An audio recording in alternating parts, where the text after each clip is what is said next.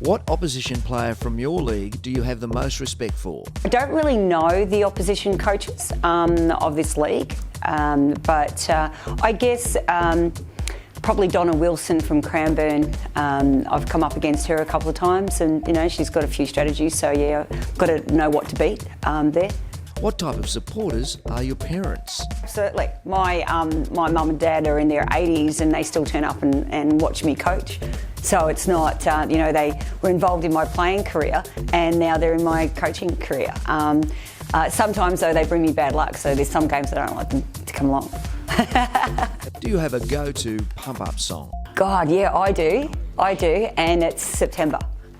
That's my party song, and if anyone wants to ever listen to my earphones, they know that that's the go-to song as I'm going out to the court. Who's a sporting hero you look up to? Yeah, probably from a coach point of view, I always looked up to Deb Armstrong, but had a chance to also be on the bench as assistant coach for 3 years with Lisa Alexander, worked together with her when she was coming up through the ranks, and we still talk quite a lot and have a bit of a chat about things in netball in general. So yeah, I'd say that she's the coaching highlight, but as a player, I always looked up to a player called Shelley O'Donnell. I was a mid-quarter and she was, to me, just fearless out there on court, and anything to be like Shell. Same age, played against her 1 year and got an absolute bath, so yeah, got the respect.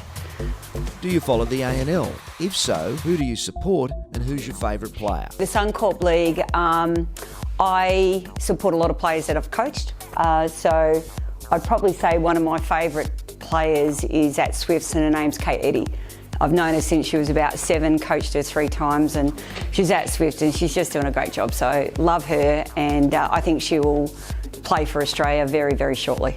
Do you follow the AFL, AFLW? If so, who do you support and who's your favourite player? Be careful here. So Richmond is my favourite team, and definitely liked Rance as a player. Just think fearless defender. Shame he's done his ACL, but being head coach at Casey Demons, I'm also very favoured to coach towards Melbourne. So Simon Goodwin, love working with him. I've had a chance to do a couple of PDs, but I also think Todd, I always forget his last name, but Viney. Your most influential coach, and why? Probably my mum. Yeah, it's hard because your mums are actually harder on you than any other coach.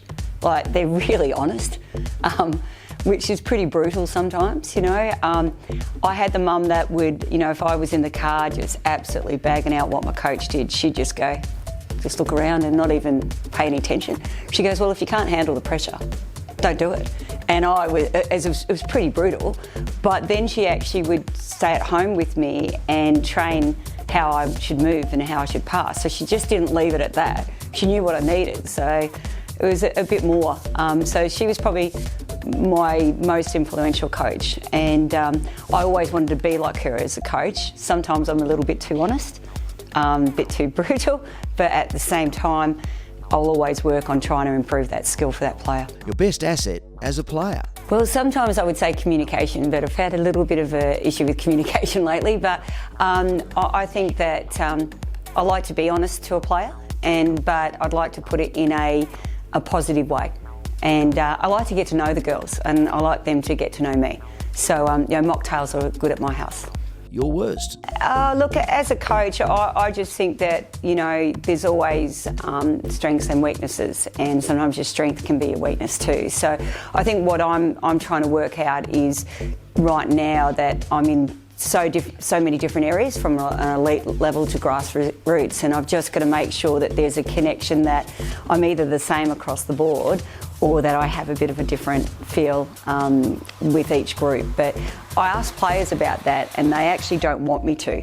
They don't want me to change the way I coach if they're playing footy netball to the state league, because some of them still have those hopes and dreams to be in state league. So they go, well, we want to know what you're going to be like if we make the state league. So it's sometimes a little bit of a, devil and angel on your shoulder going, should I do that, should I do that? But I think I just need to be who I am, so I'm working at that. What are you most proud of yourself for? Or what's your greatest netball achievement? Well, I've coached Victoria for 12 times as a head coach. Coach Vic Fury. I've been at the AIS with squad coaching as well with Australian junior sides. But I've got to tell you, probably the most, one of the best achievements was coaching a group in a grand final that everyone just didn't think would ever win. And I've probably done that 4 or 5 times. And I think last year at Berwick, a lot of people just went, Berwick's just not going to be able to do it. So first games in our seniors, they were really exciting and important moments. And I think the 17 under grand final, we were down all the way and we came up and won it at the end against a team that was undefeated. So that was pretty special. So, I don't want to go back too much in history, but just, the Berwick 17 under team were pretty amazing athletes and, they came together at the right time. So, and I think it was great for the club as well. Get your GameFace on.